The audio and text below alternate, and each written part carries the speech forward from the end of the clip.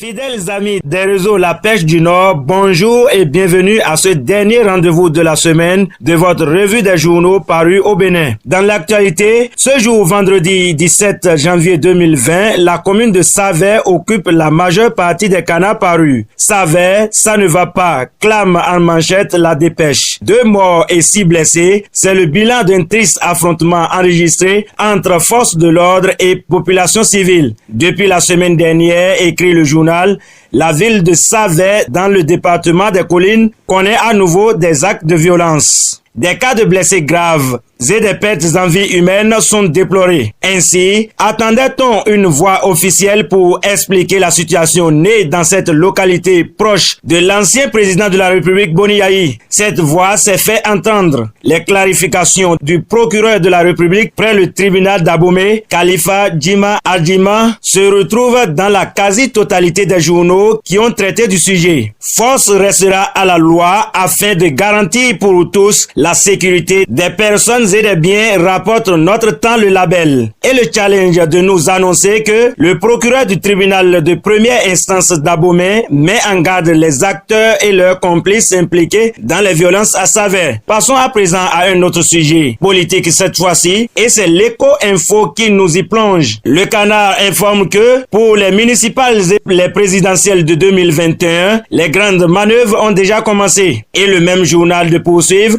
le président Patrice Talon fait de l'offensive, tente de redorer son blason par des sorties et des actions spectaculaires à seule fin de rempiler. Pendant ce temps, le Soleil Bénin Info placade en manchette présidentielle de 2021, Dorothée Sosa, une équation à 1000 inconnus. Le quotidien explique dans ses colonnes ce qui pourrait se passer au cas où le chef de l'État ne remplissait pas. Dans la même veine, Matin Libre affiche à sa une les photos des personnalités politiques qui feront 2020. On se quitte avec les échos du Parlement où l'honorable Rachid Gbanamassi s'est encore fait entendre. À en croire le Béninois libéré, le député de la 8e circonscription électorale se préoccupe de la situation des 149 travailleurs licenciés du complexe textile du Bénin, Coteb, liquidé par le gouvernement. Conformément aux dispositions des articles 113 de la Constitution et 110 du règlement intérieur du Parlement, le député Rachid Gbanamassi a introduit une